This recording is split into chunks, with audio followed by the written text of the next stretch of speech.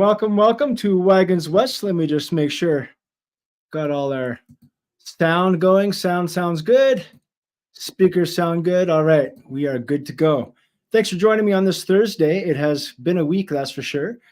Last week we had talked about some AI and where the future is headed with AI and where we are right now with AI, and that changes rapidly day by day, but that's not what we're here to talk about today. We're here to talk about the new online harms bill brought to us by our friendly neighborhood Liberal Party of Canada and Prime Minister Justin Trudeau. So we're going to talk about that shortly, but I've got to let you know about Wagons West throughout the month of March. Have some exciting shows planned for you every Thursday, 6 p.m. Mountain Time, 8 p.m. Eastern Time. Now, next Thursday, that's the 7th, we have Jason Levine and Donald Best on to talk about citizen and independent journalism. There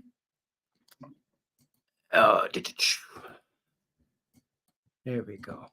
The following week, we will have Dr. William Mackis on to talk about some of the shenanigans going on with Alberta's NDP as they are at the beginning of their leadership race to find a replacement for Rachel Notley.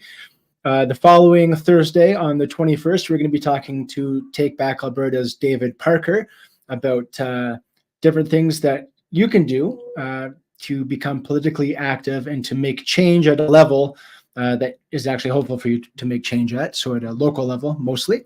David Parker, Take Back Alberta, of course, is well known for their role in the removal of Jason Kennedy, Alberta's former premier, and Alberta and the UCP members voted for Daniel Smith, but the instatement of a new premier, essentially. So we'll get into all those details then. And then following that, I'm really excited to have Jake from Rattlesnake TV and to talk about just the woke culture and the war on masculinity as a whole, and that's going to be March 28th. So come back here on Thursday nights, every Thursday night, 6 p.m. Mountain Time, 8 p.m. Eastern. And if you don't catch it live, the replays are also available on Rumble, on YouTube. If we don't say things that are too spicy, we can get away with it on YouTube, on X, on Facebook, and on LinkedIn. Am I missing anything there? No, I do not think I am. Okay, well, yeah, it's been a week, and of course the fight is never over. And as I look through my messages and I look through the things I'm tagged in and stuff people send me, I saw something that made me smile. I want to show you guys. Oh, not that way. There we go. Yeah. Okay, check this out.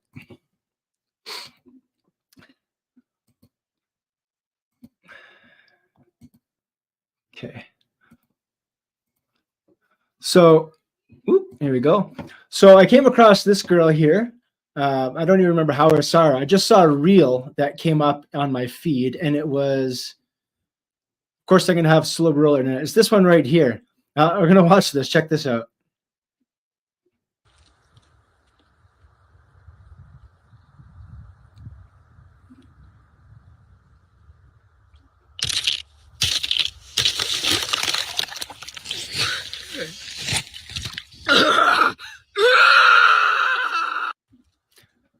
So yeah, I don't know what the heck I'm watching, so I just had to watch some more.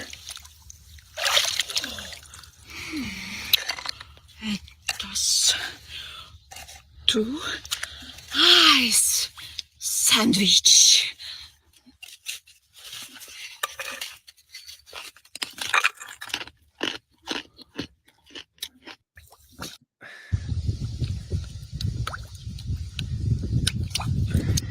Ice disco. So I spent a fair bit of time the other day watching a bunch of these, and I just can't figure out what quite's going on here. She's obviously very odd. Oh, this one made me laugh out loud. She will probably outlive us all, as my wife says. Check this.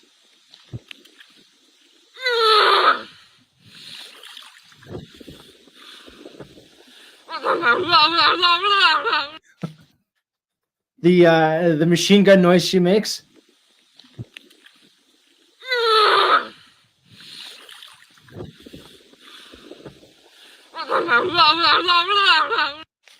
Man.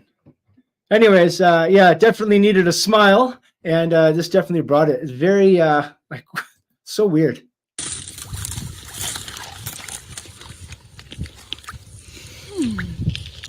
my lips.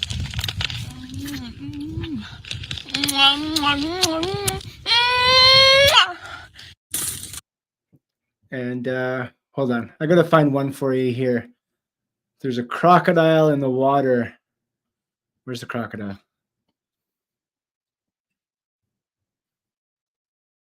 All right, well, if I can't find it. Oh, here it is.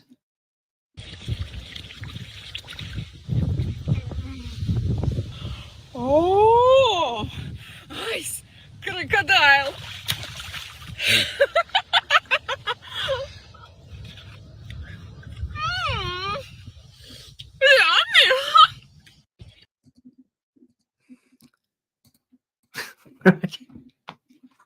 Well, there you have it. Thought I'd bring a smile to your face.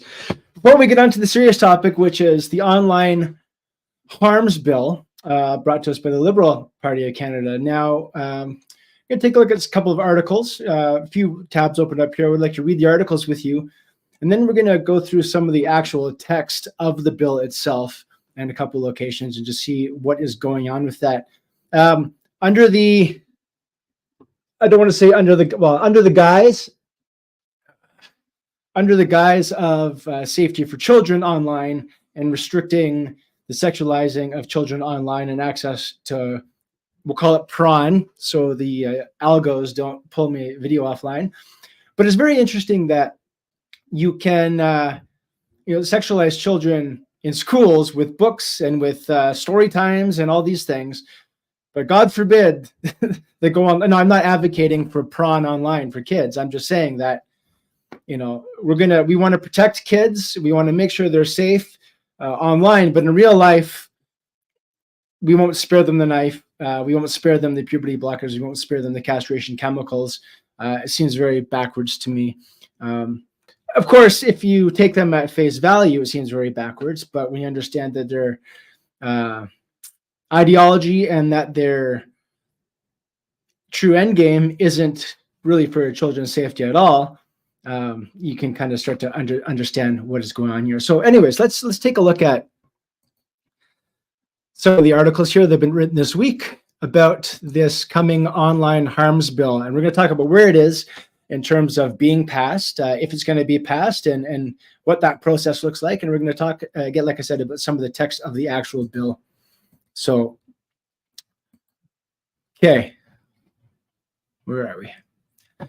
So this was February 21st. This was written. Conservative government would require websites to verify age to watch prawn. So that's from Pierre Poilievre, Canada's Conservative Party leader.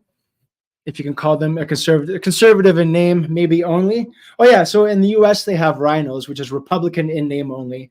So I thought the term coin would be good for Canadians. So we'd have conservatives only in name. So yeah, there you go. Coin, you can use that. That one's a freebie for you. A future conservative government would change the law to require that prawn websites verify the age of users to prevent minors from accessing the content, opposition leader Pierre Poilievre signaled on Wednesday. When asked whether his government would require prawn websites to verify the age of users, Poilievre gave a one-word answer: yes. He didn't offer further explanation, and his office quickly followed up with a clarifying statement asserting that the Tories, i.e. the Conservatives here, don't believe in the imposition of a digital ID. So we're going to verify age somehow, but we're not going to impose a digital ID. The Tories are sponsoring and supporting a Senate private members bill that promises to require age verification for people to access prawn online. And that is called Bill S-210. Bill S-210 passed in the Senate in the spring, and New Democrats, Bloc Québécois, and Conservative MPs, so these kind of make up our House of Commons for those not familiar with Canadian politics. Our House of Commons is kind of the political house that rules over all, and voted to send it to House of Commons Committee for study. No such meetings have been scheduled yet, so we're going to look at it. We're going to see how we can do this. We're going to study it, get some committee together, and have a little chinwag about that. The proposed law would require websites to verify users' ages before they can access sexually explicit content, and it would penalize sites that don't comply. But it does not specify how that would be done. Options can include the use of a digital government ID, as some US states have legislated, or services that can estimate age based on a scan of a person's face. Awesome. Digital ID, facial recognition. We are well on our way. We'll get into this later, but I as a father of my stepson and then two small school-age children, I want to protect them. I want to protect them from anything that would harm them. And of course, a bill that proposes this would be probably widely adopted, but what else are they going to try to sneak in the text of that bill? And we're going to look at that later. Anyway, such suggestions have prompted widespread concern from privacy experts about their overarching impacts, from the risks associated with asking Canadians to share personal information with an external provider to the use of measures such as facial recognition technology. I will say, just as an aside, a lot of people worrying about digital IDs, and I'm one of them, don't get me wrong. To get verified on X, I had to submit my photo ID for them to scan, and LinkedIn has the same sort of thing. So there's a lot of this already existing, but when it starts being tied to medical information, tied to financial information, when you kind of have everything all in one, that starts to worry me. And that is also, of course, where Elon Musk wants to take X as an all-in-one app. So, the verdict on Elon still out for me. But anyways, just a thought there in terms of digital ID. Sebastian Skamsky, a spokesperson for Polyev, said shortly after the leader's remarks Wednesday that conservatives do not support any measures that would allow the imposition of a digital ID or infringe on the privacy of adults and the freedom to access legal content online. Okay, I don't know how they're going to do that. Maybe they'll have to implement AI somehow.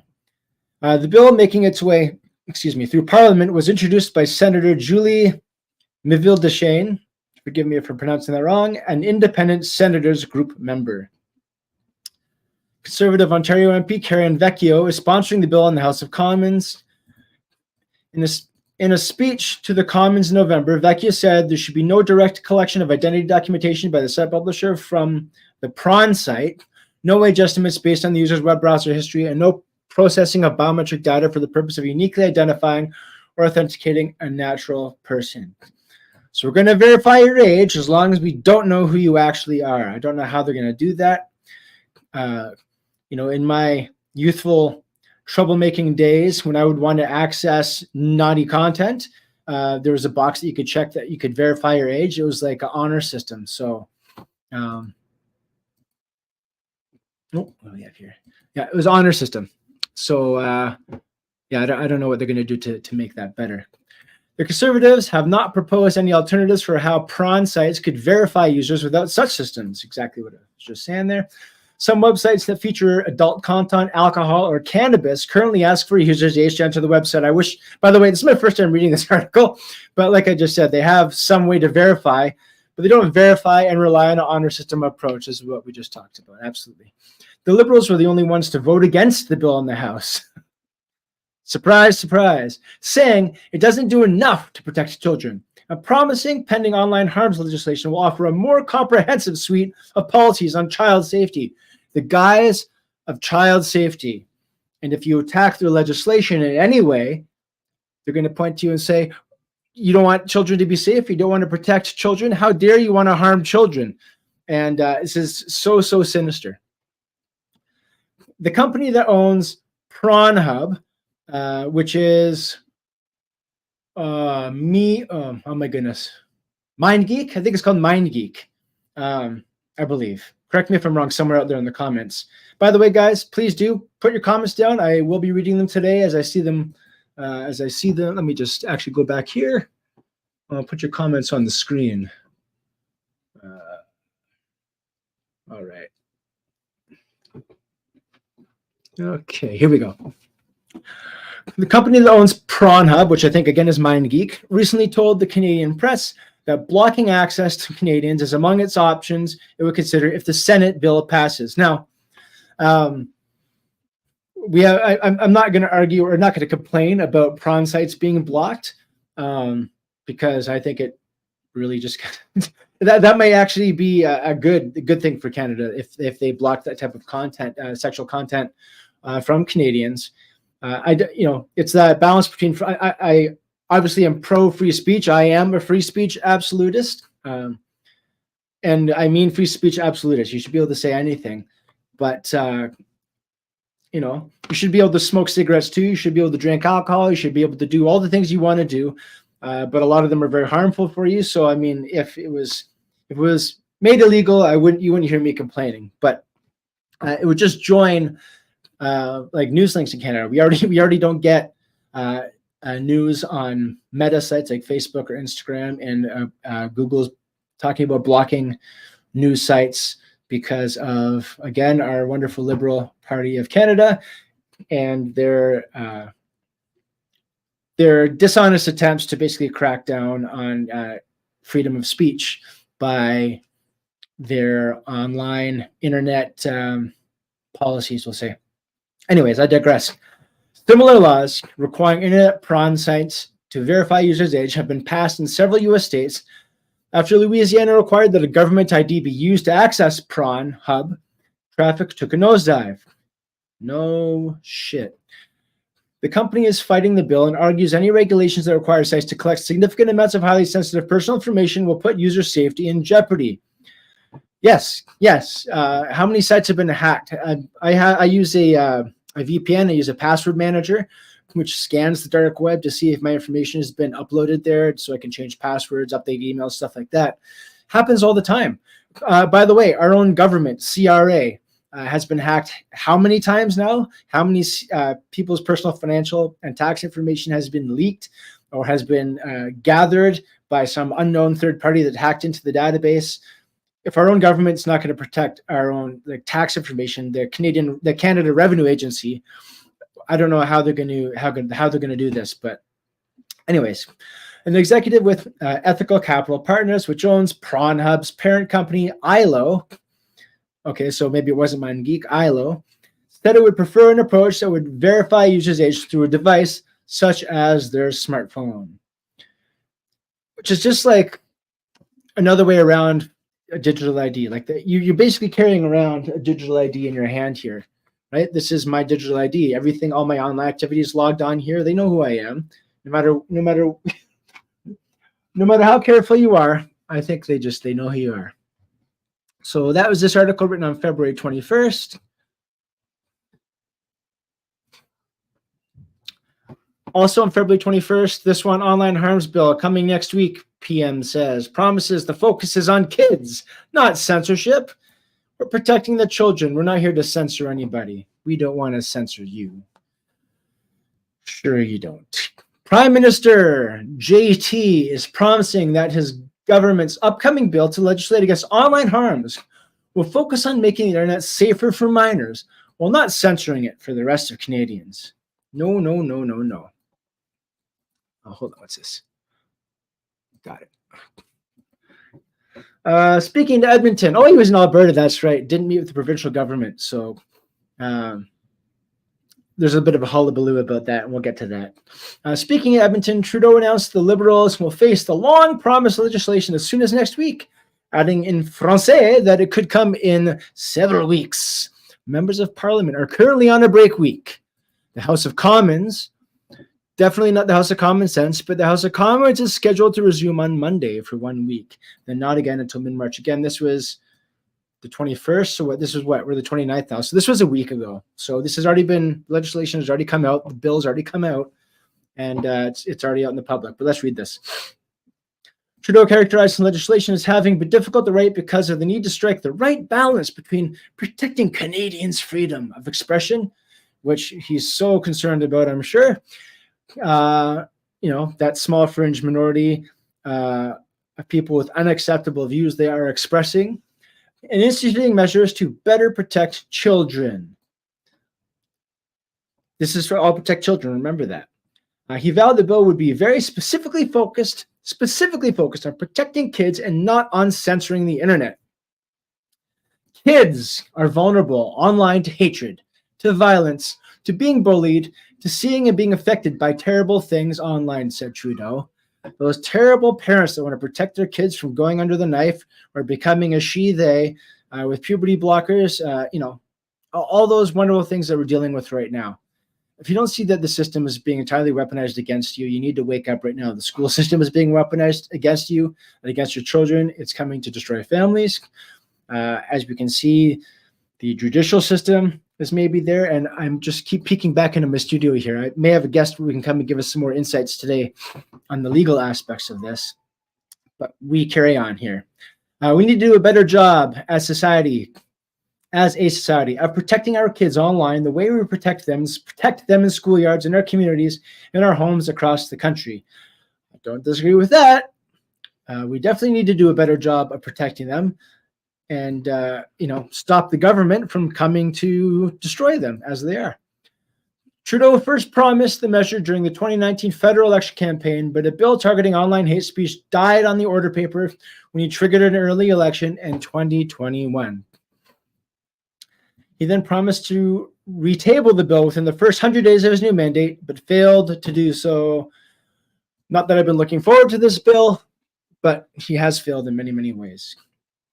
That, at least he's consistent in that regard. He's corrupt and he's a failure. At least you know what to expect here.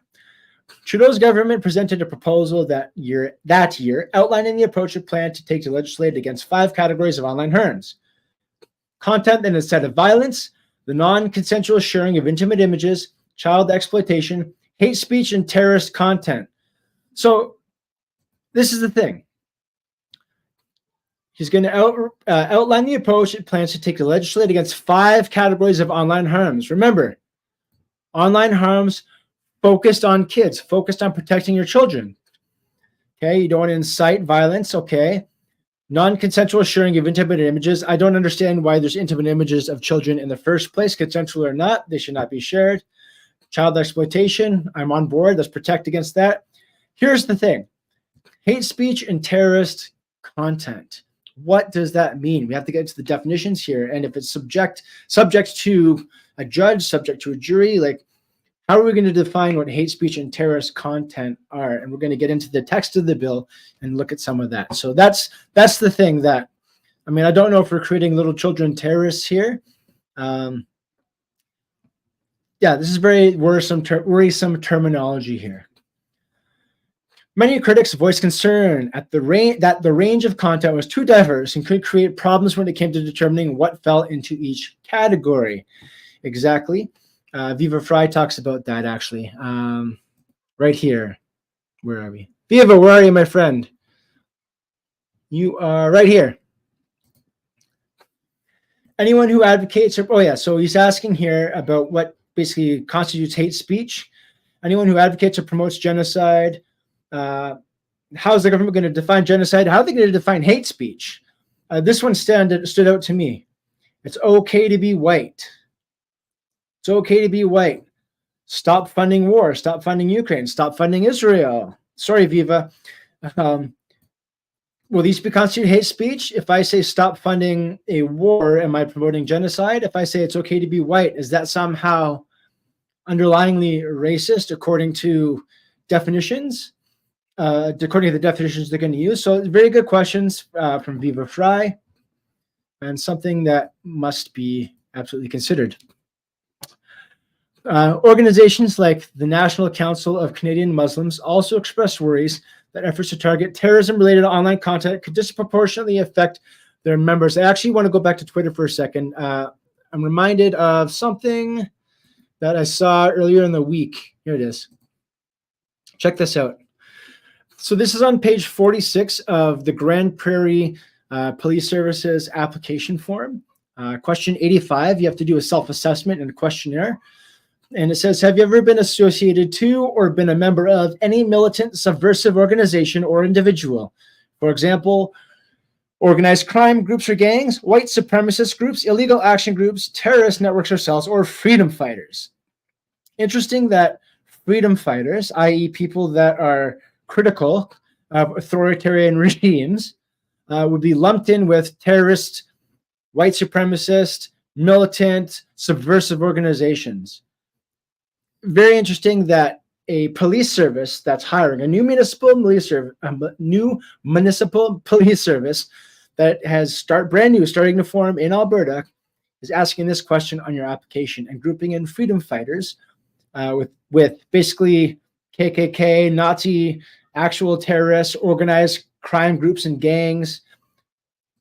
Listen, if you don't like what the government's doing, if you like freedom of speech, then clearly you are a white supremacist Nazi terrorist. At least that's what the government's saying. And that's why this Online Harms Act, and that's why when it's talking about hate speech and terrorist content, is so unnerving, because we don't really know what that can actually mean. Anyways, privacy experts, civil liberties groups also roundly criticized the earlier proposal for giving online platforms just 24 hours to remove content flagged as harmful. Yeah, you want to give them 24 hours to remove the content? I have been waiting for like literally half a year for X to monetize me. Good luck on getting them to remove content immediately. Although they are pretty trigger happy when it comes to zapping content that, if you guys know what I'm talking about, if you say something a little bit spicy, it still gets removed from X, which apparently, that's why I made the big deal about being a free speech absolutist, because Elon Musk has said he's a free speech absolutist. Just not in all cases, I guess, which is not an absolutist, but I digress. Such a threshold would have risked encouraging companies to take an overly cautious approach, removing acceptable material preemptively for fear of running afoul of the rules they warned. And this is like what Pornhub was talking about. It will just block the content outright, and we'll just remove content just in case. It doesn't meet the threshold for being removed, but whatever, it's not worth the hassle, so we're just going to do that. Fear makes people do silly things. The government ultimately went back to the drawing board and assembled a new group of cybersecurity, online safety, and other experts to advise it on how best to proceed. I hope they picked better experts than they did when it came to defining what hate speech is, sending taxpayer dollars to antihate.ca, which is a government-funded communist organization, a subversive group that doxes, that harasses, that's funded by the government. So that's what I'm telling you. The system is weaponized against you. Absolutely. Sip of coffee time. Oh, never too late in the day for coffee. The upcoming legislation is now expected to pave the way for a new ombudsperson. Ombudsman, man as in humanity. Obviously, we know this, but language is important, and look what they're changing it to field public concerns about online content, as well as new regulatory role that would oversee the conduct of internet platforms. So our Prime Minister, Justin Trudeau, and the cabinet and whoever will appoint a friend of his to get paid to tell him what content is hateful and what is not. We're going to trust these experts that Justin Trudeau appoints, because they're appointed. They're not elected. The new positions would be established as part of the forthcoming bill, which the government had hoped to unveil by April, said one senior official with knowledge of the plan. He has knowledge of the plan. It's very nearly ready to go, said the source, who has seen a draft of the legislation. The source spoke on condition of anonymity in order to discuss details they have yet to be made public. I will whistle blow, but as long as I get to keep my job, because that's how much they value accountability. The source said the bill proposes two very narrow instances of a takedown of online material: images of child sexual abuse and the non-consensual sharing of images. Two very narrow instances of a takedown, but not two narrow instances of a life sentence in prison. We will get to that for hate speech, because remember, we're here to protect kids. Online safety technology experts have for months been pressuring the governing Liberals to present a plan warning that Canadian children are currently less protected than kids living in the United Kingdom from roving migrant gangs. From the internet. The European Union and Australia for the same reason, where such laws already exist. Yeah, we're concerned about their access online. Meanwhile, down at the border, unreal. Oh, here we go. Jewish advocacy groups have also called for the legislation amid a spike in anti-Semitic and other hateful rhetoric online in the wake of the Israel-Hamas war. The Israel, is it a war at this point? It's like calling something a conversation. It's not a conversation if only one side's doing the talking. You know what I'm saying? Also, is this about protecting kids? What about Palestinian kids? Just curious. Do we want to protect those ones too? Just asking for a friend. And high-profile cases of sextortion, including the death of a 12-year-old BC boy who took his own life last year after falling prey to an online sextortion scheme, have prompted renewed urgency from advocates as well as the federal New Democrats.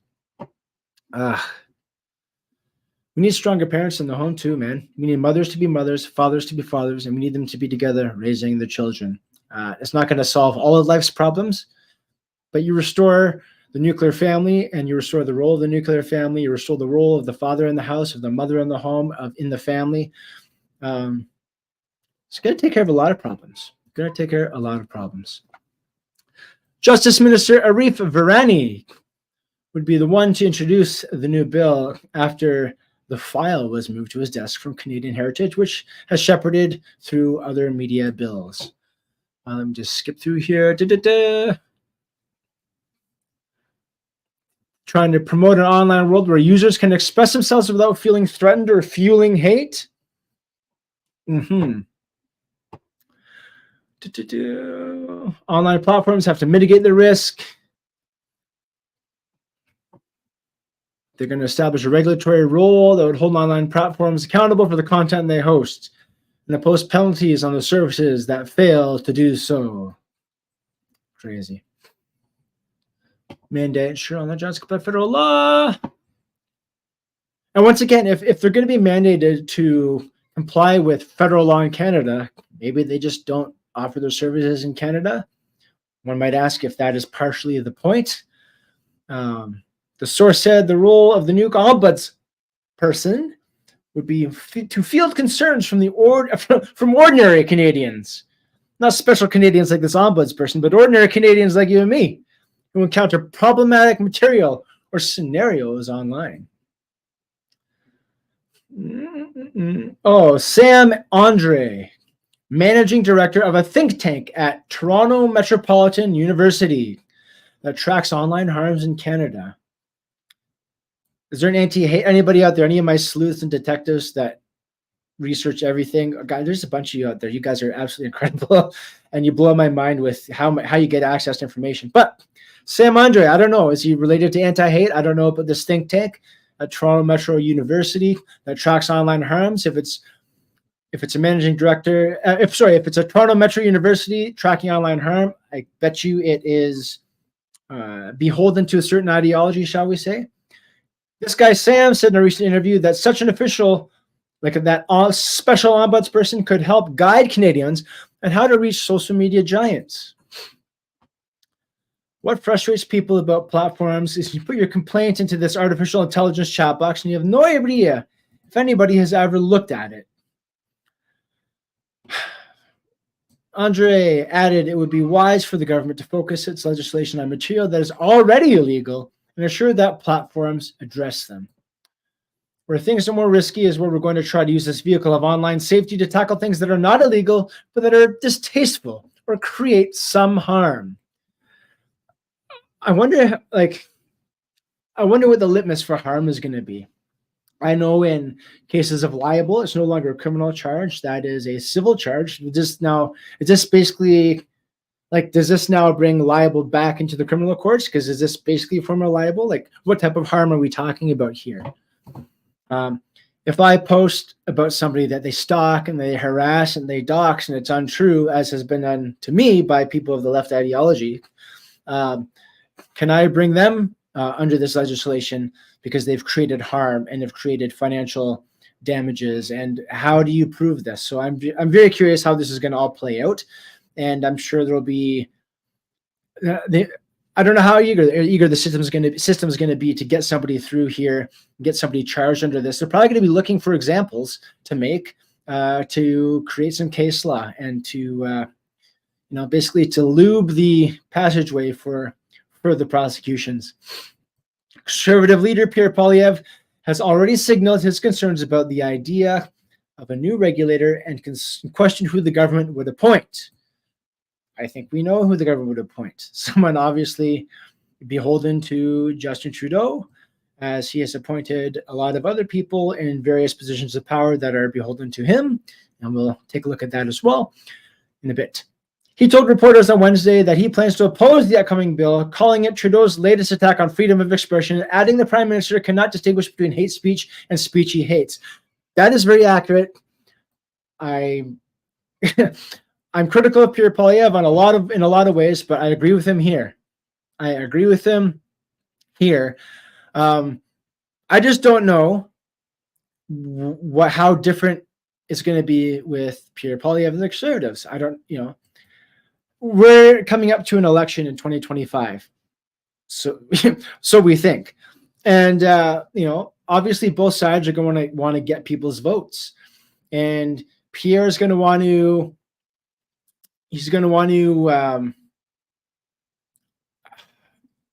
endear himself to his base, to his voter base, to garner more support. So basically, if Trudeau says up, he says down. If Trudeau says blue, he says orange. If Trudeau says black, he says white. And that's how you're going to garner more support, just by taking shots at Trudeau. But let's not forget that what we read the article just prior to this, where the Conservatives were talking about identification and some sort of online age verification to stop children from accessing prawn sites. And while and there's a study, they're getting some sort of study committee to research that. That's also included in this bill. And that's what I was saying earlier at the beginning. Like, they're going to come in the guise of protecting children. And if you go weed out stuff about hate speech, he's going to say, well, don't you want to protect children, and make you look like the bad guy? So they're trying to put in like a lot, a little bit of, it's like just a little bit of poison with the bill, right? A little bit of a backdoor, and hoping that no one will notice and that it will pass. So obviously, guys, please, everybody, make a big stink about this, because this bill is absolutely crazy. And once again, we're going to get to the bill. I just want to read a couple more articles here. How are we doing over here? Any comments going on? We have no comments yet. Trudeau jabs Poilievre over bill that could usher in digital ID for prawn browsing. So I think this is him in Edmonton. Justin Trudeau took an unprompted jab at Pierre Poilievre on a Senate prawn bill that the Prime Minister says could usher in a digital ID for adults who want to browse certain websites. This fucking guy. Okay. This is written on February 22nd. So this is just a day after that other articles we read. Justin Trudeau took an unprompted jab at his main political rival today over a Senate prawn bill that the Prime Minister says could usher in a digital ID for adults who want to browse certain websites. This guy, this motherfucker, wants to smash, he's using digital ID to raise his alarm bells. Do you remember the last few years with like COVID protocols and vaccine passports and stuff, and effectively digital ID, social credit score, and he's using this as alarm bells now. Pot meet kettle, I guess. Trudeau accused Conservative leader Pierre Poilievre of spreading lies about the Liberal government's upcoming online harms legislation. Terrible lies. Even while supporting a bill that would create online restrictions, such as don't say mean things about the government or life in prison. We'll get to that.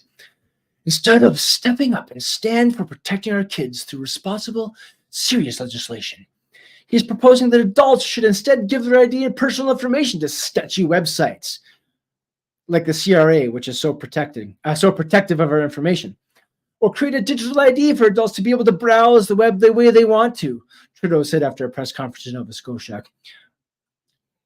I don't know the details. I've had so many concussions that I don't retain that many details in my head. That's why I have to read things off the screen for you rather than just spout them off.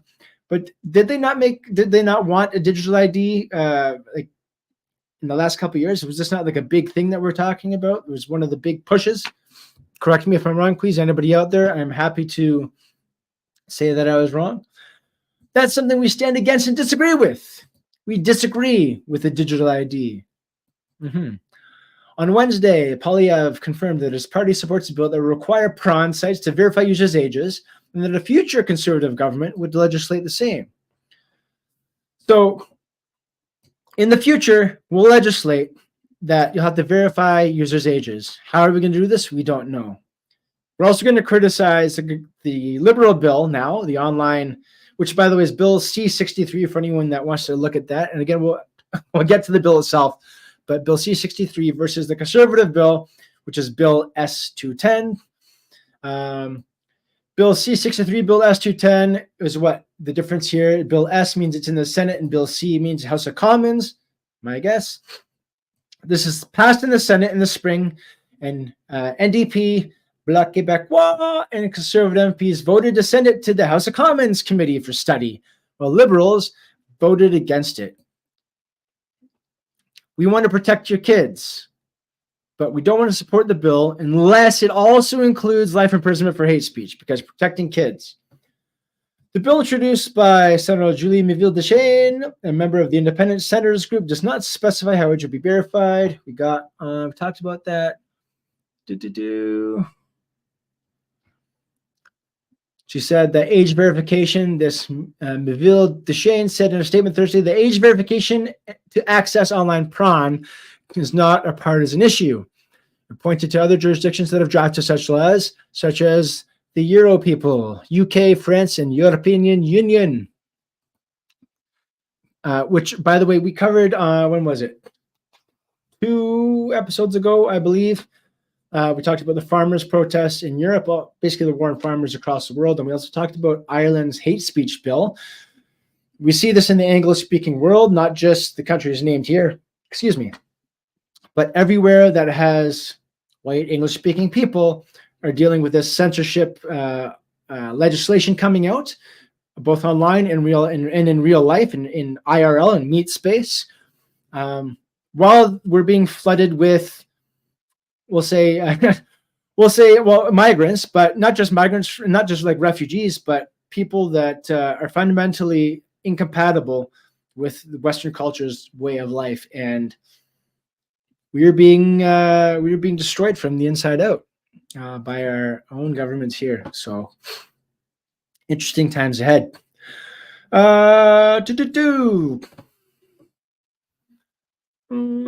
Obviously, privacy experts have expressed concerns over the potential impacts of the use of facial ID tech or requiring users to hand over personal info to third-party sites. Again, I don't disagree. There's a risk for privacy for any third-party site to have your information, but our own government can't be trusted with our information. They freeze bank accounts if you disagree with them, and to log on and to use the CRA website, as I do with my taxes, they've been hacked. I don't know how many times, how many people's personal tax information has been leaked. It's retarded. But the Conservatives are great white hope, including Ontario MP Karen Beckett. Just in case you can't read the sarcasm, I don't have hope for the Conservatives. I believe if we do have an election, if we get the chance to have an election, they will win. Will they be better than the Liberals? Subjective. Better, probably better. I just look at it as like we're on the Titanic sinking, and maybe we'll sink a little bit slower. So I don't know. Karen Vecchio, who's sponsoring the bill in the Commons, has proposed alternative methods to enforce the prospective law. Again, they'll probably have to look at some sort of AI tech here. If they're not going to do facial ID and not going to do ID verification, I don't know. Conservatives say they support the bill because children should not be able to freely access prawn online, similar to how children cannot legally purchase prawn in person. And we got to look. They're right. We got to look at apps like Instagram, especially TikTok, which is banned in our friggin' house. By the way, we will not have TikTok here. Facebook, whatever the case is. Like, I worked with, I volunteered with Hamilton Police Victim Services a long time ago. We're talking about 2 decades ago, and studied victimology and studied how crimes happen and also through my work with them, but also through other social services and my experience in private security of various capacities. You just know that people that are attracted to, it's not just the children trying to reach out and find some sort of free-floating prawn that's out there, but there's people actively targeting them. So the bill shouldn't be just about stopping children from accessing things they shouldn't see online, but what about those people going to not just prawn sites, but your Instagram, but your Snapchat or whatever the case is, and trying to reach out to children specifically. Alex Rosen, Predator Poachers there in Texas there. What is he? I Fight for Children, I Fight for Kids, I think is on X, doing a great job catching a lot of these predators. But yeah, so stopping kids from accessing the stuff online is one step, sure, but it is a drop in the bucket to be sure. Oh, here we go. Another statement I can agree with. Justin Trudeau is doing what he knows how to do best. I'll leave that one. Deceiving and dividing Canadians. This is true. This time misleading them on the effects of a bill that has the support of MPs from every party, including members from his own Liberal caucus. They are caucus suckers for sure. Sebastian Skamsky, spokesperson for Polyev, has said a statement Thursday. So yeah, you got all sorts of support because not all politicians are corrupt dirtbags. A lot of them, I'm not going to argue, but there are some that are good people, and some of them do actually maybe want to protect kids, and maybe some of them aren't pieces of shit that get involved in politics because they're shitheads, but they maybe started off wanting to do good, but then, it's a moldy sandwich and the mold spreads, and they eventually get eaten by the mold too. What can I say? How are we doing for comments over here? No comments, guys. Come on, send me some comments. Happy to read them. Happy to read them.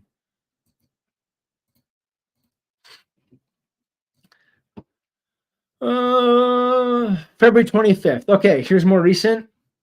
Shut you down. I don't want to see you.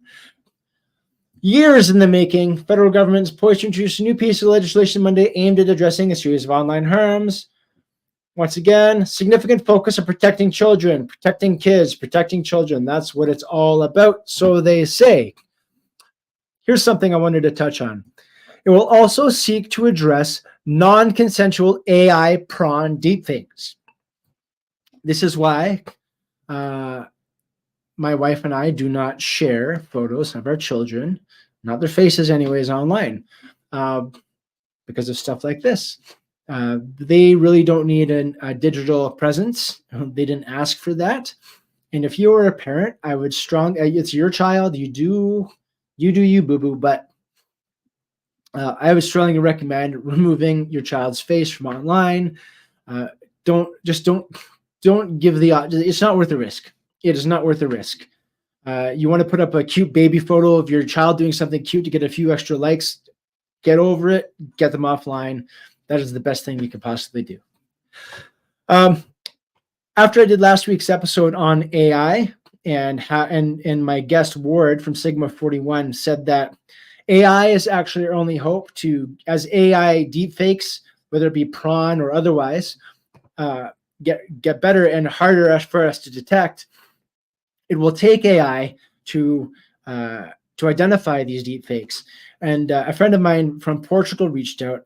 His buddy actually just sold an AI company for $1 million, and I think it's actually €1 million, and is working on another program right now, another AI-based program that sole purpose is to go and identify AI deepfakes. So this is emerging tech. I don't know how it's all going to work out, but it's interesting that AI is going to be the answer to this. I don't know how a Canadian law is going to stop AI deepfakes. It's not. So it's just very, very concerning to see how this is developing. At any rate, the legislation is not expected to provide law enforcement with new powers. We're not going to provide the law enforcement with new powers. No. We're just going to change and amend the existing laws and acts that they can already enforce. We're just going to, change some definitions around here so it makes it easier for them to do what they already do, which is enforce these acts and these laws, but we're not giving them new powers, not at all. Okay, put on the notice paper for Monday's return to the HOC, House of Commons. Okay, so Bill C-63 is House of Commons bill, which will then, as we'll see the process in a minute, gets passed up to the Senate, which is also worrisome for reasons, and we'll see that too. The bill proposes to enact the Online Harms Act. Okay, here I think is the first time we've read it during this live stream. So we're going to act the Online Harms Act and advance amendments to the Criminal Code, the Canadian Human Rights Act, as well as the laws regarding the mandatory reporting of internet child porn. Okay, so remember, we're not providing law enforcement with any new powers. We're just changing the criminal code, which they already enforce. They're not any new enforcement powers. They can already enforce the criminal code. We're just going to change what it means to be a criminal.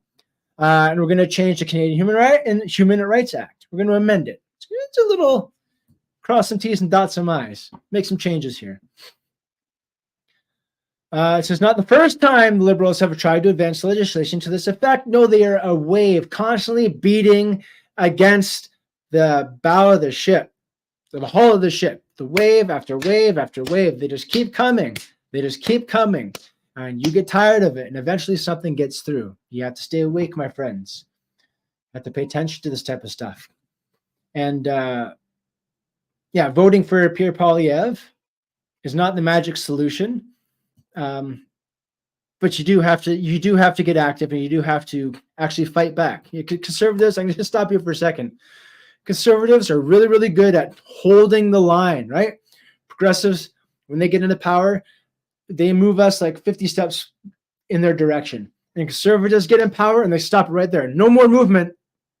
Then when progressives get in, we go 50 more steps. When conservatives get in, no more movement. We actually have, and that's how like that Overton window has shifted so much. We need to get somebody in a position of power that will actually start to walk things back. And whether that means just letting it destroy itself, letting the ship sink and starting something entirely new, or whether there's possibility for reform in the current system, I don't know that there is. I don't know if there is at a federal level, but maybe we can start small at a local level and start to affect change there. I'm really interested to pick David Parker's brain about that. We're going to be talking about that a lot on March 21st, so make sure you tune in for that live stream.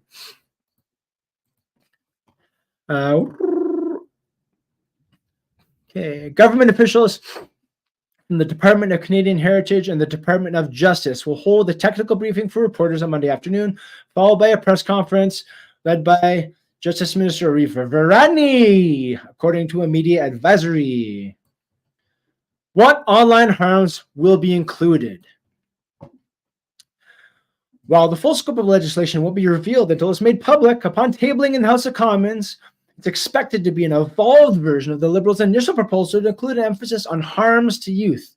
Once again, it's all about the children. I can't stress that enough. Originally, the government set out wanting to impose rules and regulations that would require online platforms to be more accountable for and transparent about 5 kinds of harmful content. Amazing. Hate speech was the last, and now it's the first. They went from the last on the list of ingredients to the prioritized on the list of ingredients.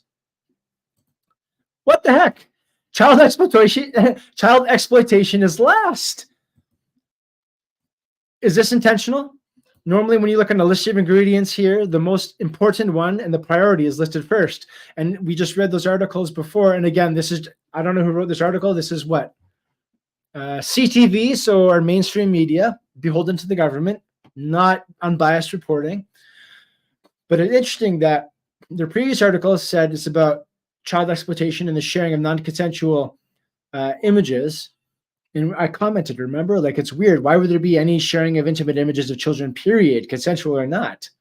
But now hate speech and terrorist content and incitement to violence are first part of the bill here.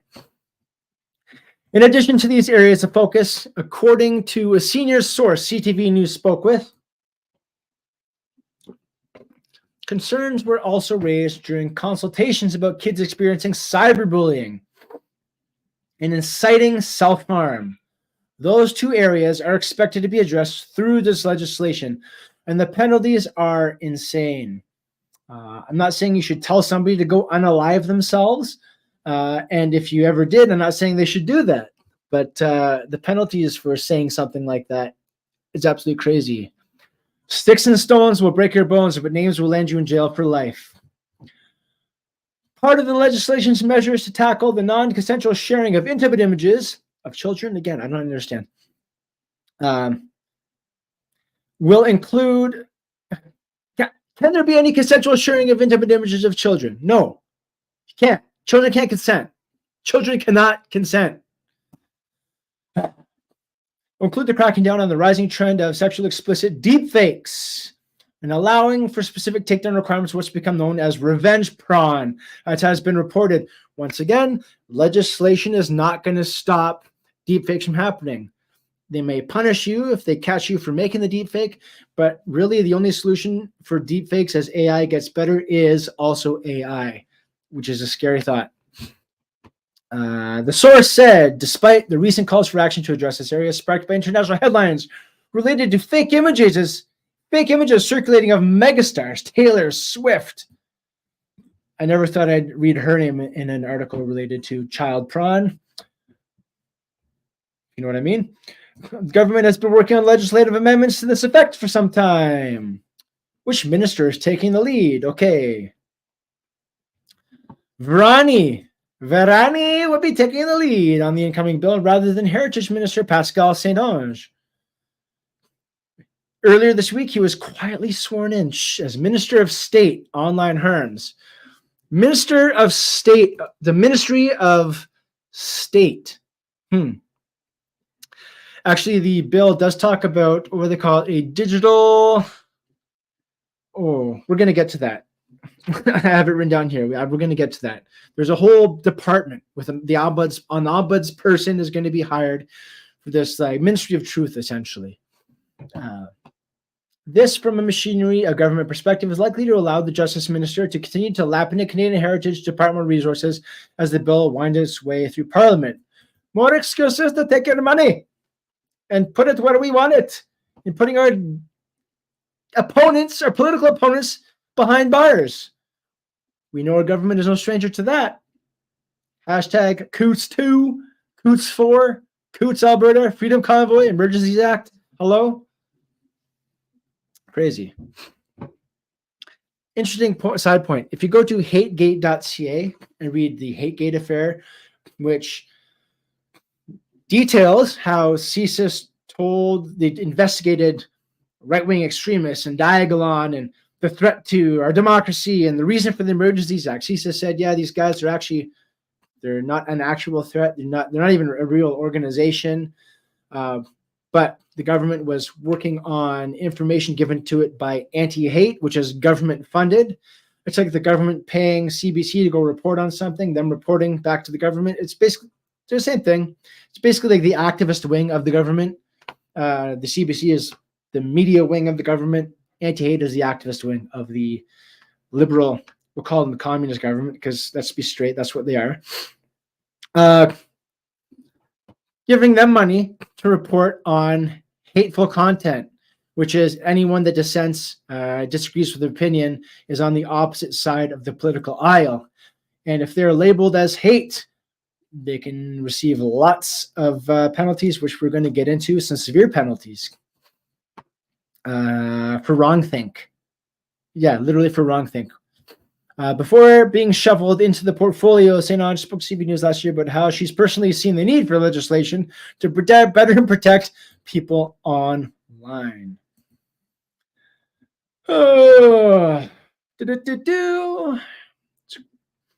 First introduction that was known as Bill C-36. It's now Bill C-63, by the way. Let's not get confused. Which was tabled at the 11th hour of the last parliament and focused on hate speech. It died on the order paper and has never been revisited. So we just did the little palindrome here, made 3663, and it's back on the table with even more crazy shit inside of it. Amazing.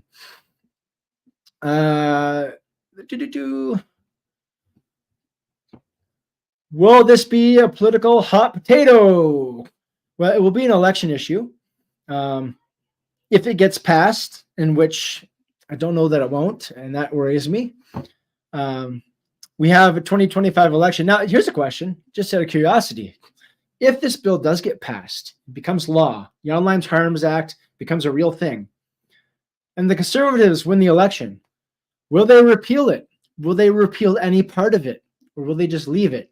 Oh, this is Justin Trudeau's bill. We're going to focus on affordability and housing and the carbon tax, AXA tax, and all that. And then this Online Harms Act, because it does give the government sweeping powers. So are they going to repeal it if it passes? Will they let it pass?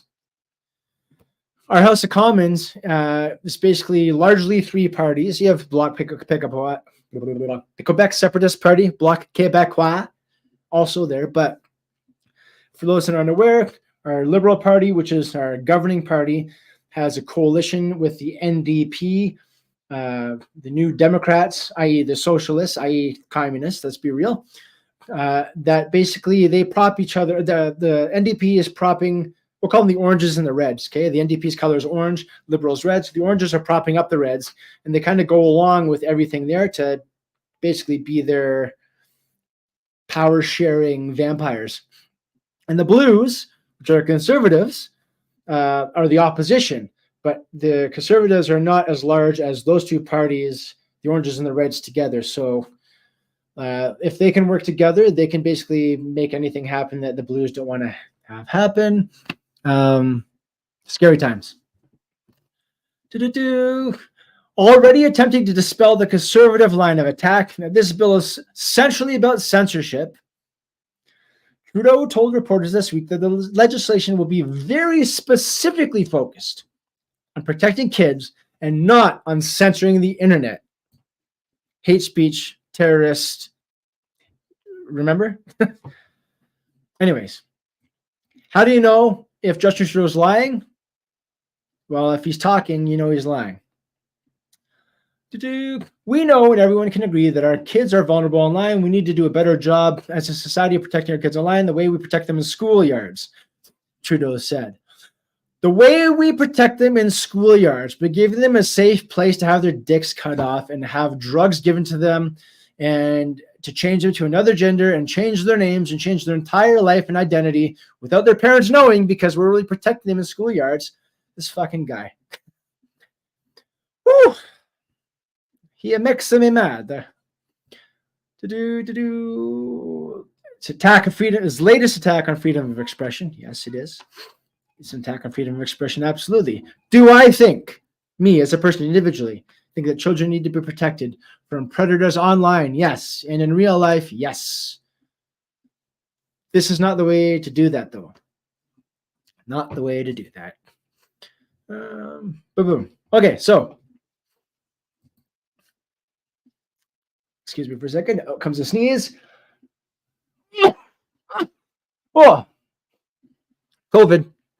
All right, so how does a government bill become law in Canada? So we have the House of Commons and we have the Senate, and the bill can start in one and go to the other, or vice versa, okay? So the bill right now, this Online Harms Act, is in its first reading. Okay, and it's in the first reading in the House of Commons as Bill C-63, which, oh, did I close it? Here we go.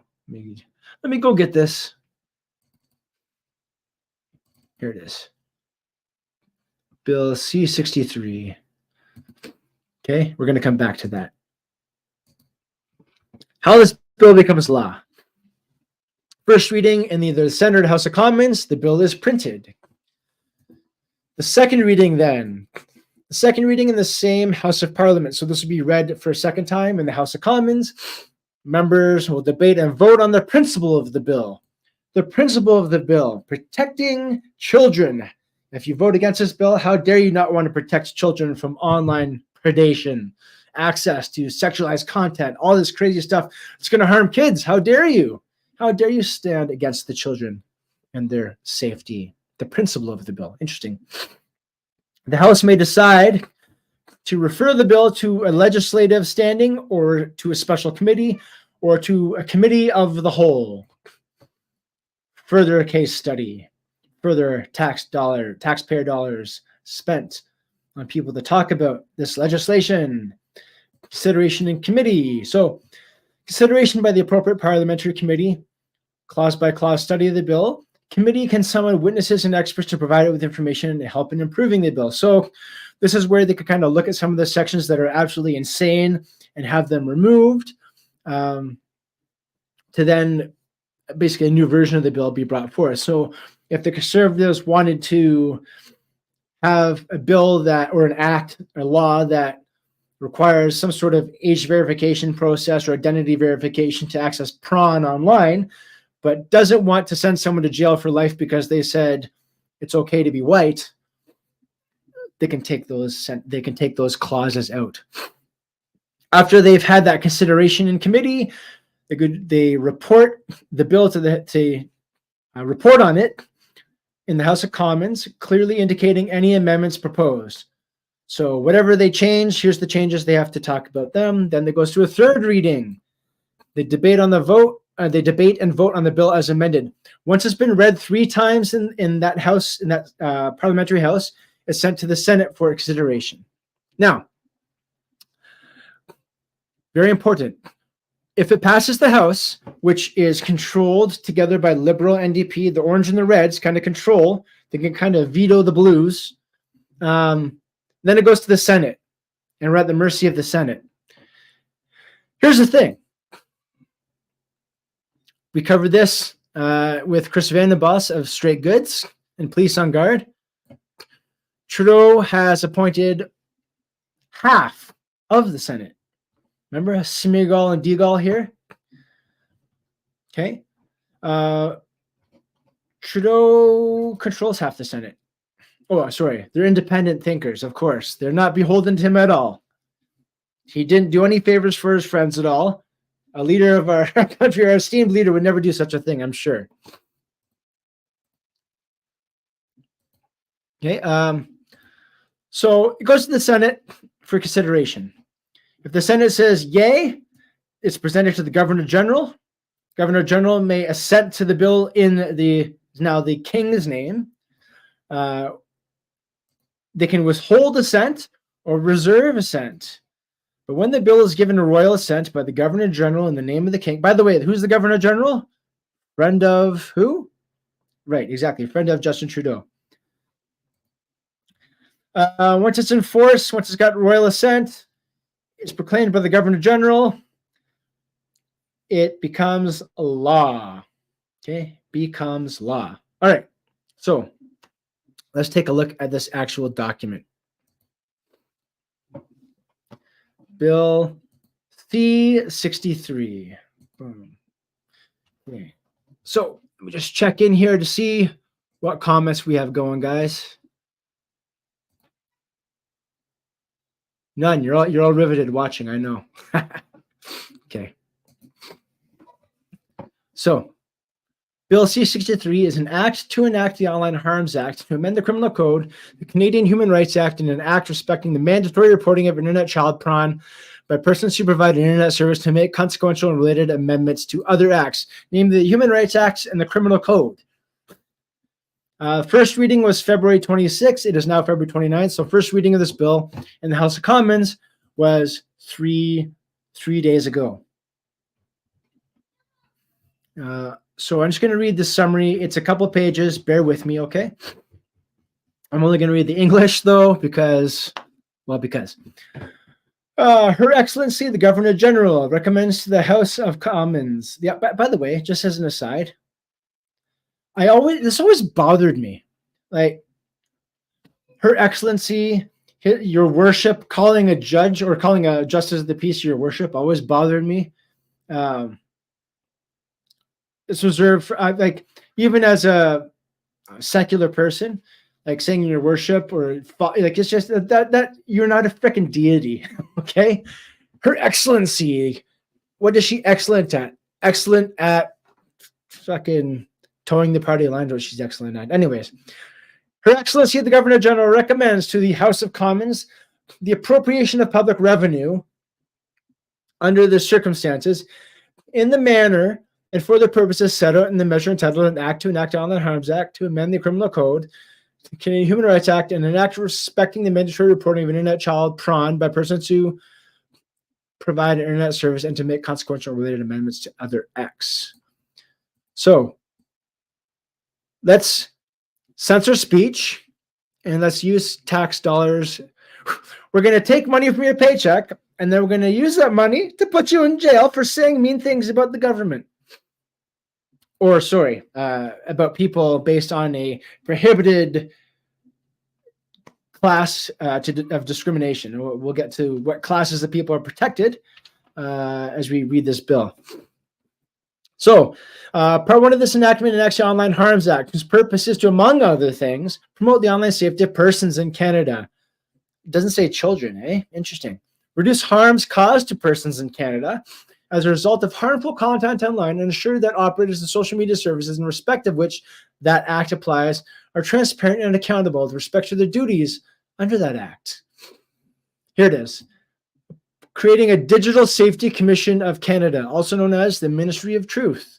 Digital Safety Commission with an ombudsman, a chairperson, all sorts of bureaucrats to eat our money, to go look online, to snipe hateful content. Probably with the help of, they're probably just going to sit on their asses up there on a desk and let AI do the work, and they're going to collect the paycheck for it. So that's fun. Okay, I think I don't need to read the summary. We kind of all know what they say it's going to be about. They say it's going to be about protecting kids. But let's go down further and read a little bit more into this. Where are we? Here we go.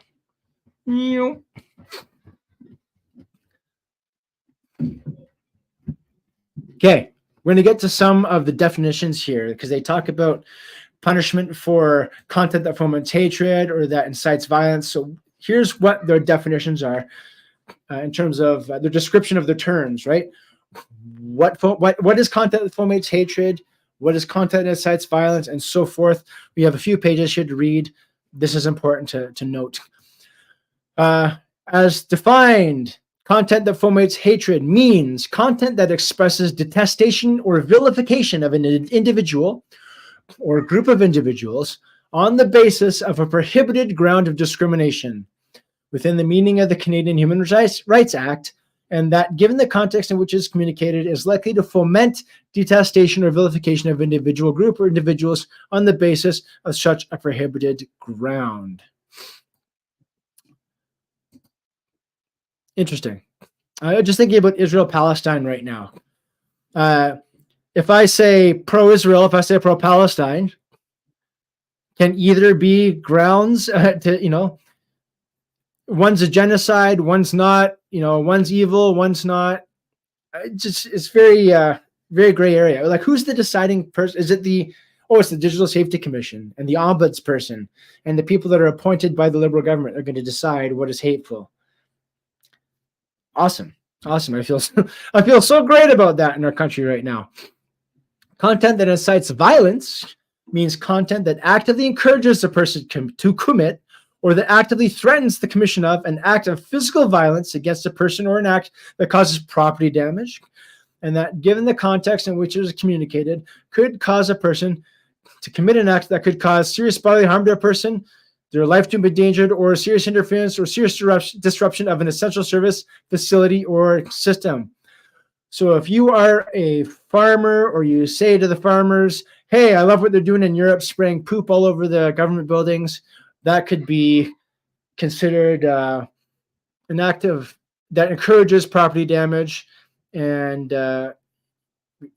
could be faced with serious penalties. We'll get to those penalties shortly.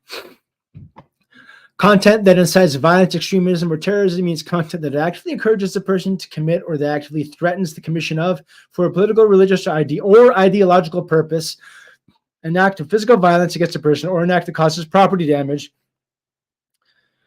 with the intention of intimidating or denouncing the public or any section of the public, or compelling a person, government, or domestic or international organization to do or refrain from doing any act in that, given the context in which it is communicated, could cause a person to commit an act that could cause bodily harm, serious bodily harm, life endangerment, serious risk to health or safety of the public or any section of the public.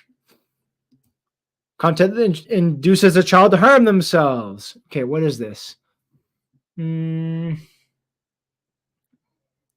Communicated. It could cause a child to inflict internal themselves, have an eating disorder, or die by suicide. So, if you don't let kids get their dicks cut off, if you don't let them take the puberty blocking drugs and the chemical castration, if you don't let Simon become Shirley, if you don't let Shirley become Simon, if you don't let them be trans because the teacher said so, you could cause them to commit suicide. Trans are suicidal themselves at alarming rates. Never mind the fact that it is after transitioning that this happens, after they've done the actual physical self-harm.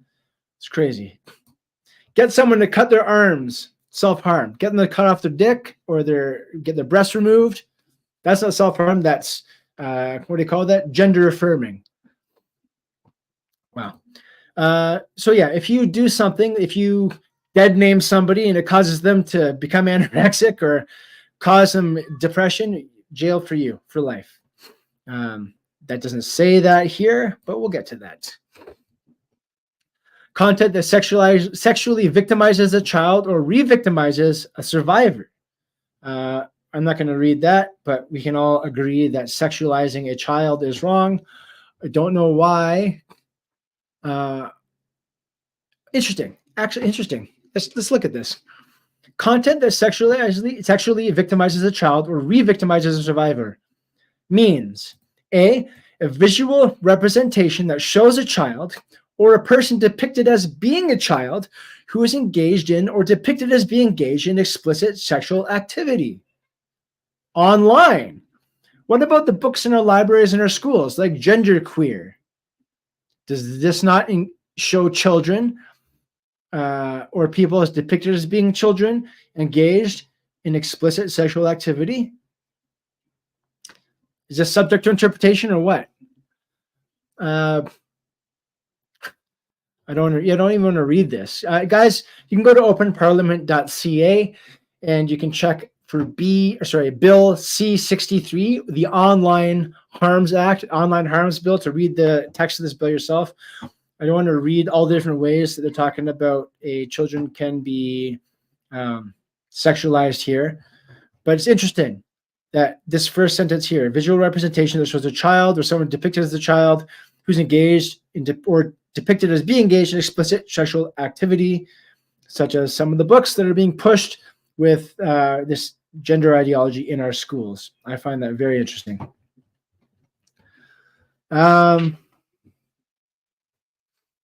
Okay, content used to bully a child. Okay, here's what I want to get at here on page 61. So we're going to go down here. Let's find page 61. 66, where are we? Definition of who you cannot discriminate against. Okay. Hate crime. This is what we want to get at. The speech and the hate crime. An offense motivated by hatred. Everyone who commits an offense under this act or any other act of parliament, if the commission of the offense is motivated by hatred based on race, national or ethnic origin, that should mean hatred against white people too, just saying, language, color, religion, sex, age, mental or physical disability, sexual orientation, or gender identity or expression is guilty of an indictable offense and liable to imprisonment for life. Here it is. Liable to imprisonment for life. In Canada, that means 25 years. Still a long time for a hate crime. What is a hate crime? What is hate speech? Well, for the purpose of subsection 1 here, hatred has the same meaning as in subsection 319.7. Oh, you're going to have to get me to go back to 319.7 now? You bastards. 319, here we go. 319.7. Where are we? Section 9, 4. God, where are you? Section 7. Come on. Here it is. Nope. Okay. I'm not going to eat your time trying to search this out. Let's go back to page 61 and read further. For greater certainty, the commission of an offense under this act, hatred. Oh, okay. For greater certainty, the commission of offense under this act or any other act of parliament is not for the purposes of this section motivated by hatred based on any of the factors mentioned in subsection 1 solely because it discredits, humiliates, hurts, or offends a victim. So if your butt hurt, this shouldn't affect you. It has to be legitimate hate. But again, who's deciding this? Someone appointed by someone who disapproves of dissenting opinions.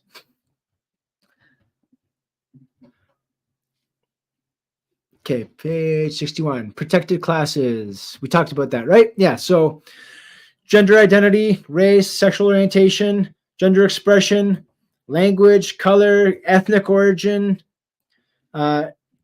imprisonment for life. So if you say something or do something that causes grievous bodily harm, life endangerment, or property damage, or is likely to lead to any of those things against any of these types of people, you are liable to life in prison.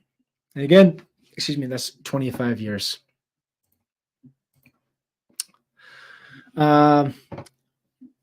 So that's absolutely nuts.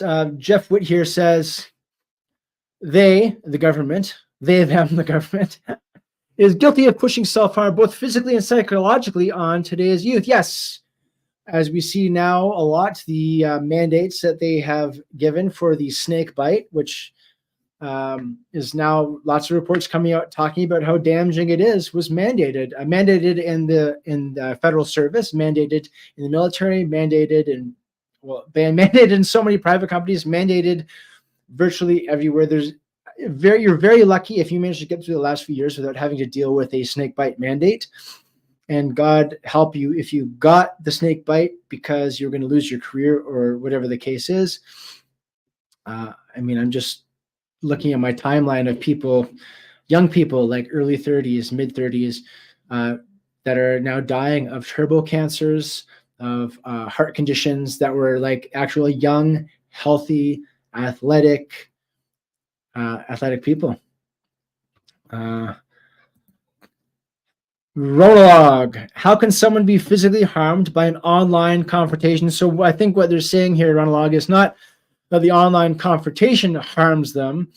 It's that if it's hateful and incites people to commit violence to someone based on gender expression, on race, on whatever the case is, they're saying that that could be counted as hate speech. Now, we are skating on thin ice in terms of definitions, in terms of what can constitute hate speech, and what really the crux of it is what constitutes harm. What constitutes harm? Mental well-being.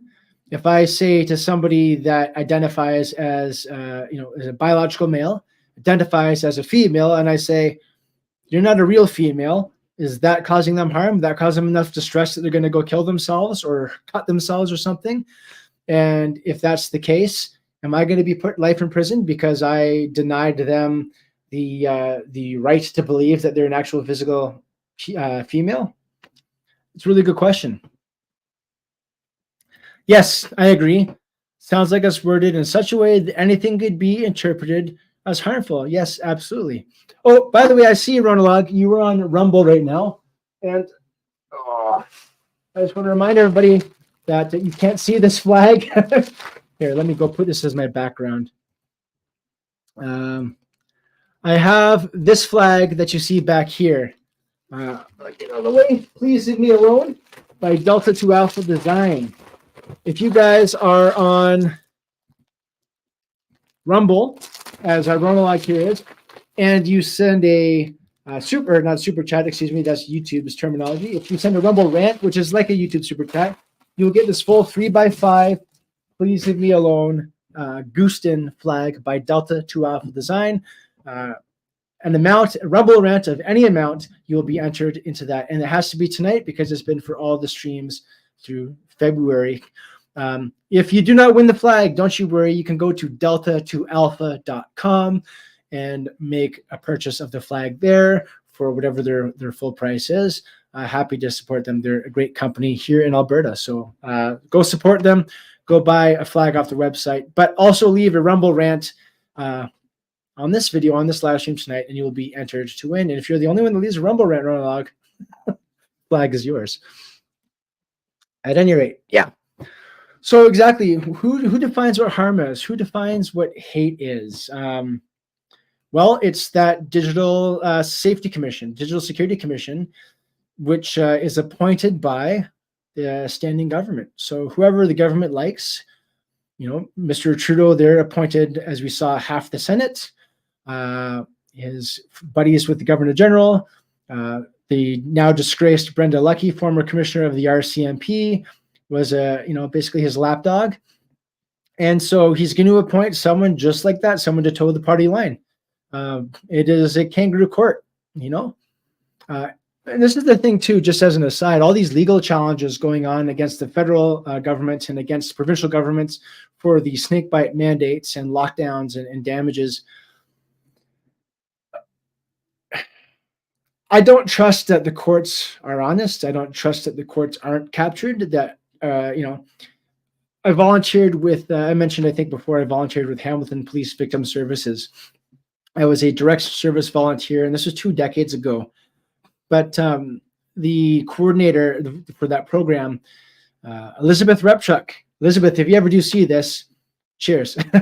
She's a really nice lady, and really good at what she does. But she did say that we're talking about victims going in court and having to read a victim impact statement or kind of rehash and become re-traumatized, essentially, because of having to face their attacker in court and having to outline and describe what happened. She was saying that that's why we call it a legal system and not a justice system, because in order for justice to be done, the victim has to relive the trauma. And she was saying that's the legal system. But I also just don't, there's miscarriages of justice all the time.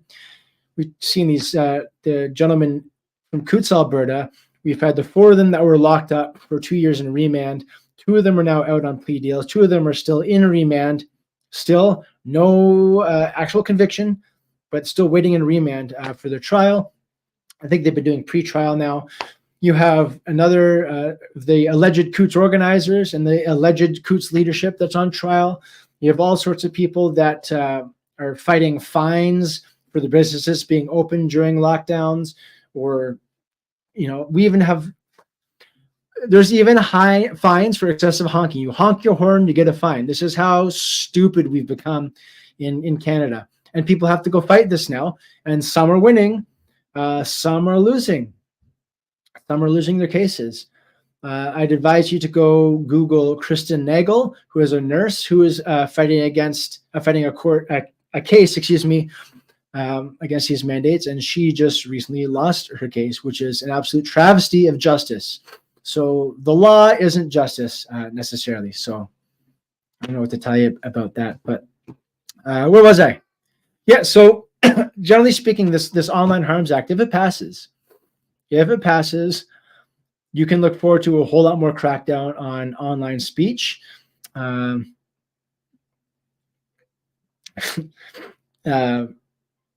It's scary times. Now, if you're a little bit more optimistic on the more white pill side of the street, you live on the sunny side of the street, you might think there's no way this is going to pass, or there's no way that it's going to pass in the way that it's currently written. And I hope that you're right. I hope that the common sense people in the House of Commons, if there's any of those 338 in there if there's any one of you that they'd stand up against this and be vocal about it. I don't know that they are. They're maybe going to toe the party line on this. And by say party line, I mean like the uniparty line. Because this grants the government powers, and I don't know that either side is going to want to give up those powers. And I hope I'm wrong, and I hope I'm just really cynical and that I'm proven wrong. I'd be happy to see the light at the end of this tunnel. It's very scary stuff that's happening in our country right now, in Canada and in the US. And like I said before, in every English-speaking country, Ireland, UK, Australia, New Zealand, Canada, US, name the other countries, okay? All the other countries are being literally invaded physically by but like to the tunes of millions every year. And the physical makeup of our country is changing, and now the digital makeup of our countries are changing. So we in the West have an existential threat, and it's our government and its policies. Like the existential threat of Western society is Western governments. Chew on that. Ronalog says, just discovered your channel this evening. Thanks for tuning in. What is your focus? Well, Wagons West, the focus is Western culture. Ronalog and anyone else that doesn't know, I'll take the opportunity to introduce myself as a photographer and cinematographer. And I like to cover things that I like to promote and preserve Western culture. So rodeo, farming, homesteading, hunting, Western politics. These are the things that interest me, the things that I like to cover. When it comes to this show, I like to talk about some of the issues and challenges facing Western society, whether it be a war on masculinity, whether it be encroaching socialism and communism, whether it be politics, whether it be farming, whether it be homesteading, hunting, growing your own food, whether it be the rise of AI, whether it be investing in gold, silver, Bitcoin, or whatever the case is. I like to cover all those topics, and I want to bring knowledgeable guests to you guys, because I'm certainly not an expert. I'm a bumbling, meat-headed idiot sometimes, I think, but I do have the good fortune of having a network of people and friends that are much smarter than I and that are experts in their respective fields. And so I look forward to tapping into that network and bringing these guests to you so that we can kind of hear from them and hear from the actual experts on these subjects, what they have to say. So that's kind of the focus of my show, Ronalog. I appreciate you asking, and I appreciate you tuning in. And guys, do remember that every Thursday from 6 p.m. Mountain Time, and I stress 6 p.m. Mountain Time because I am in lovely Alberta, the greatest place on earth as far as I'm concerned, in the hellhole of Canada. But we are, as David Parker said, and he'll be my guest again on the 21st of March, he said Alberta is a city on the hill. And there are pockets in the U.S., but in Canada, Alberta is it, man. Maybe you have Saskatchewan that can join along, but there's no one else in this country that's fighting for freedom like Alberta is. And we are leading the way in Canada for freedom of speech, for freedom in general. And are we perfect? No. Do I love our government? No. I have a couple of good friends that work in government that are doing the best they can with their portfolios, but it is what it is. The UCP is not, they made a lot of good moves. Danielle Smith has made some good moves. I just don't know if what she's doing is enough. And once again, I hope that I look like an idiot at the end of the day. I want to be the stupid one that doesn't know what he's talking about, because she's amazing and does everything great and Alberta prospers. And I really hope that's the case. I really, really, really do. Guys, if you are out there in Canada, or even in the States, and you're thinking, where the hell do I go? Because there's, the encroaching tyrannical government and the policies are just destroying our country. Come to Alberta.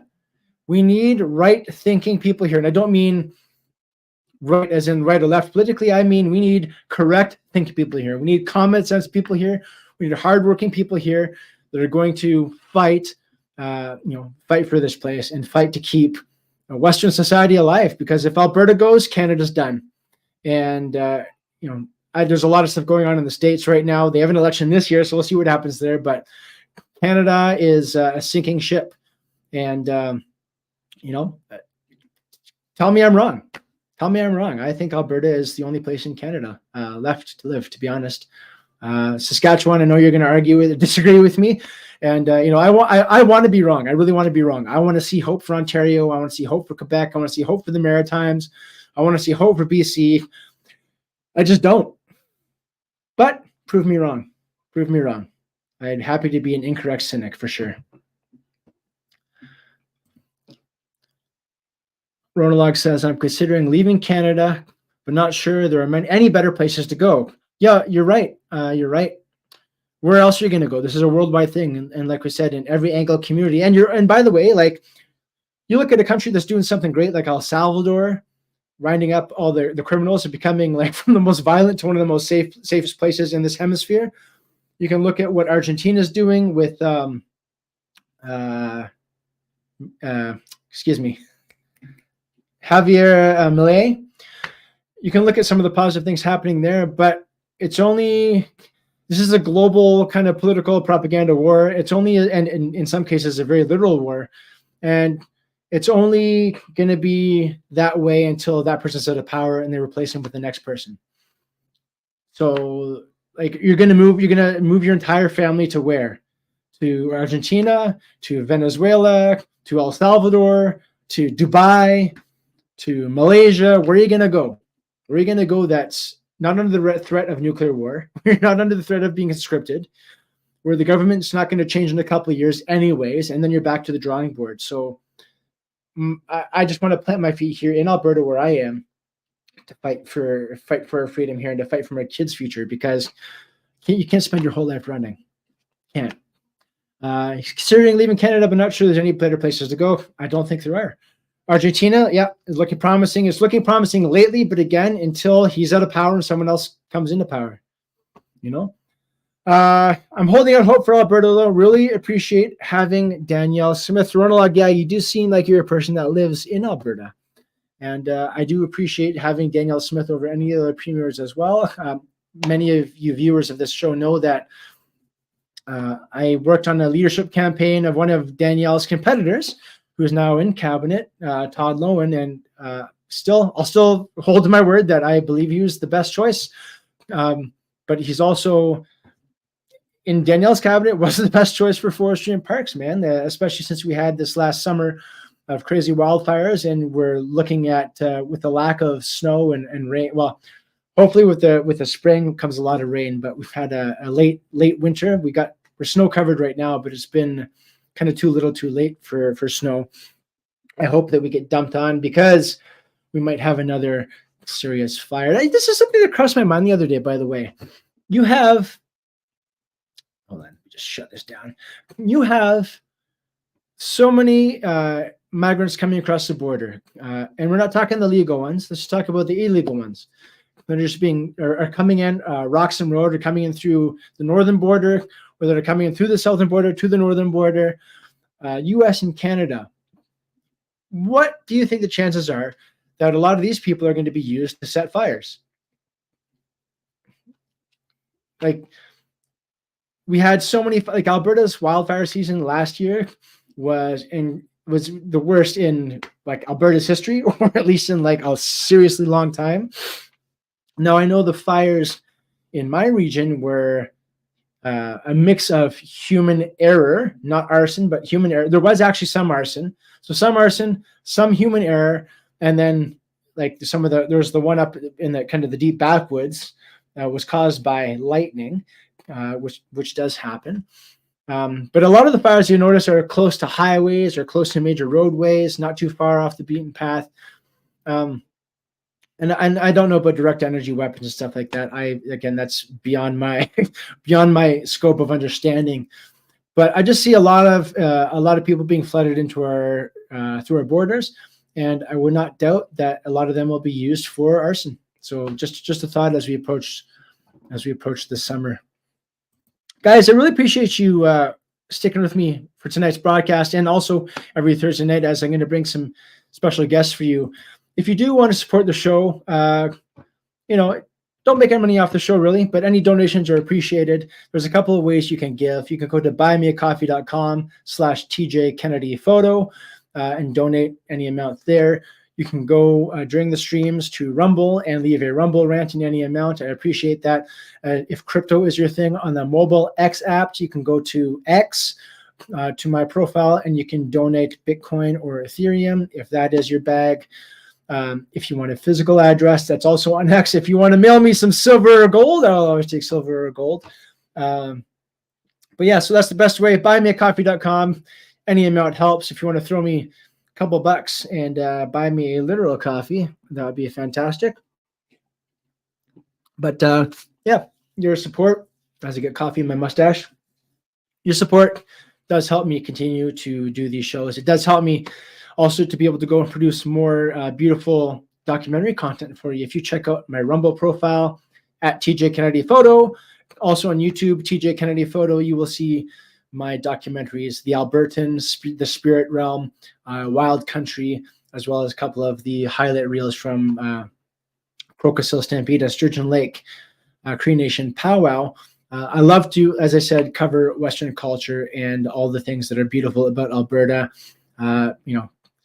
Please do support the show, and you'll also be supporting those films getting made. So I think I've exhausted everything I wanted to say tonight, guys. Let me just take a look here on X, my bookmarks, to see if there's anything I'm missing.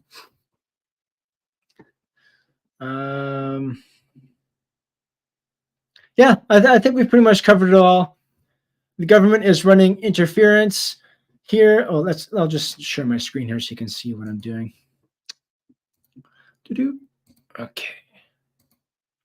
Okay, so you can see here, Liberals' online hate bill contains $20,000 fines for speech and life imprisonment for hate crimes. So yeah, say something mean about the wrong person for the wrong reason, and you could basically be bankrupt or put in prison. Maybe both. Why not? Remember this? Remember this? Do we tolerate these people? Justin Trudeau on the French little news show, French talk show there, where he was talking about this small fringe minority of people with unacceptable views that they are expressing. Unacceptable views, those unacceptable views being, no way I'm going to put an experimental snake bite in my body or the body of my family because you said I had to. Absolutely fucking disgusting. Hate speech, hate speech, hate speech. This guy right here. But that is the tactic of the left, isn't it? They accuse you of the very things they are doing. That is Saul Alinsky's rules for radicals. That's like communism 101. Again, for anyone not familiar with Jagmeet Singh here and Justin Trudeau, so this is the orange and this is the red that I mentioned in our parliament. NDP leader props up the minority government, the Liberals, under Justin Trudeau here, and together they make a lot of stupid shit happen. Our Alberta NDP is going under a leadership race right now, and I believe, and we'll examine this further with Dr. Makis on March 14th when we talk about the Alberta NDP's leadership race, but I believe they're actually constitutionally a part of the federal NDP, like they're not an independent entity. So they're like a satellite of the federal party. So really interesting how that works. Yeah, I think that is basically all I have to say to you guys tonight. Thank you for tuning in. Right now, I'm struggling myself to buy myself color. Otherwise, I'll bet you what, I can make my own coffee. I got coffee. That's fantastic. I'm good for coffee. Always looking for better coffee, though, guys. You got some brands out there you like? Please let me know. They're not a sponsor of the show, but shout out to Arrowhead Coffee, veteran-run coffee in Ontario. They're very, very good coffee, so I do recommend you check out Arrowhead Coffee as well. So shout out to them.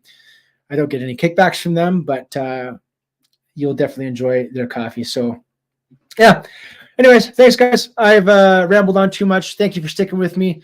Again, next Thursday night, we're going to be talking to March 7th, Jason Levine and Donald Best, talking about the state of citizen journalism, independent journalism here in Canada, in the world, really, and especially how important it is to get vocal. And you can get started with not a lot. All you need really is a cell phone.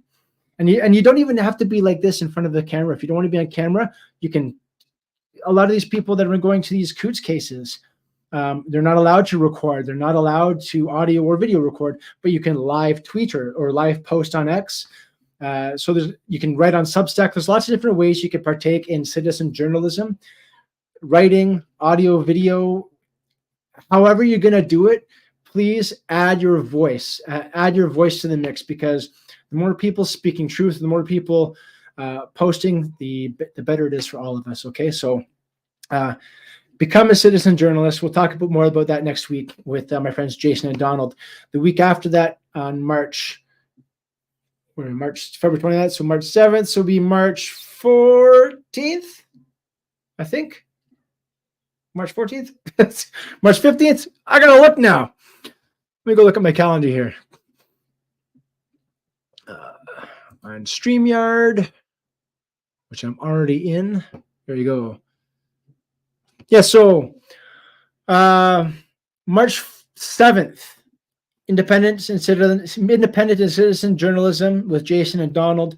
March 14th, we'll be talking about the Alberta NDP, Alberta's notoriously degenerate politicians, with Dr. William Mackis. March 21st, I'll have David Parker of Take Back Alberta on to talk about the political solution. And on March 28th, very special guest with Jake from Rattlesnake TV, going to be talking about the World War Woke. So make sure you stay tuned for those. Come in here every Thursday on your favorite platform.